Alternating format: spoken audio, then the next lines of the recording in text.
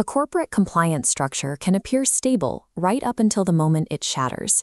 This failure often stems from a specific executive error, treating internal codes of conduct and binding state statutes as if they are the same type of operational text.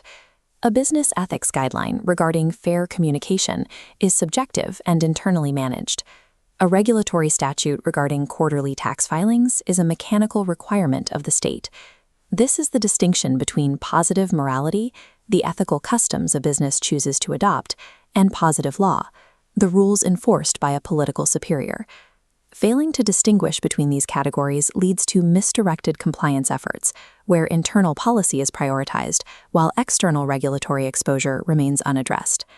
Understanding the mechanical nature of law allows for a clear distinction between administrative preferences and mandatory legal obligations. To separate actual law from mere rules, we use the framework of analytical jurisprudence, popularized by the jurist John Austin. Austin defined law not as a moral philosophy, but as a system constructed from three specific, interlocked components. Visualize this as a logic gate. To be legally binding, a rule must pass three filters: command, sovereign, and sanction. A directive clearing all three carries the state's full weight. If blocked at even one checkpoint, like lacking a penalty, it remains just a suggestion. This three-part test provides a structured method for identifying which rules require immediate compliance resources. The first feature of this triad is the command.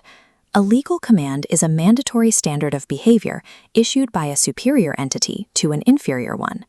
To qualify as law, it must be a general rule applicable to a class of subjects, rather than a one-time instruction to a specific individual. We see this in Section 128 of the Companies Act 2013. This single provision acts as a general command directed at multiple corporate entities. This section requires every company to maintain accurate books of accounts, regardless of internal reporting preferences. Recognizing a true command allows a business to identify which internal processes are dictated by statute. The second requirement for a rule to become law is the presence of a sovereign. The sovereign is the ultimate authority that receives habitual obedience from society, but answers to no other political superior. While a CEO has authority over a company, that power is limited and remains subordinate to the state. Because a CEO is not a sovereign, their internal directives are company rules, not laws. This distinction is clear when comparing the Income Tax Act of 1961 to a CEO's internal policy. The Tax Act originates from Parliament, the sovereign. The mandate to file by October 31st is a duty imposed by the sovereign, making it positive law. Rules lacking this sovereign origin fall into the category of positive morality. These policies cannot be universally enforced across an entire market because they lack a common sovereign source.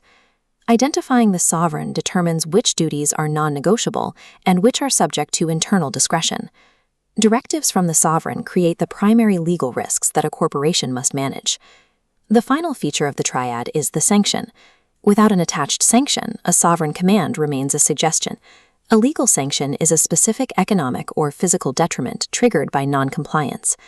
Austin's model separates law from morality. A business practice can be legal but widely viewed as unethical if no state sanction has been enacted against it. For example, aggressive tax avoidance is often a legal maneuver, made possible by the absence of a specific sanction for that behavior. This feedback loop shows how the sanction validates the command, using Section 3 of the Competition Act. It begins with the sovereign's prohibition of corporate cartelization.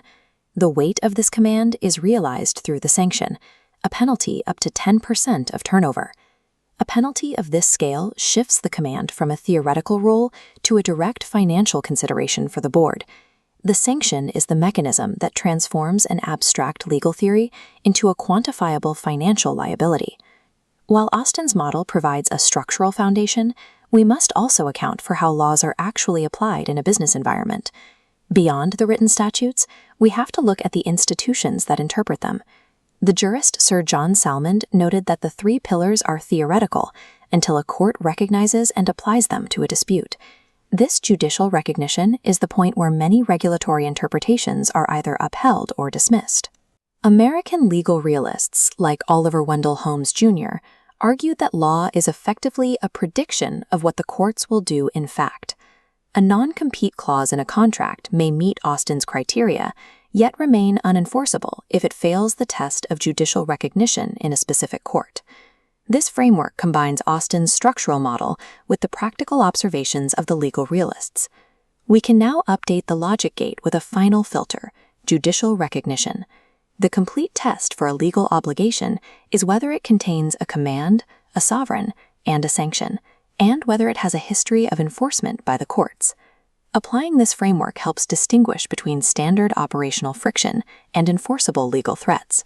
By analyzing the underlying architecture of law, professionals move from reacting to individual compliance issues to identifying the structural requirements of the legal system.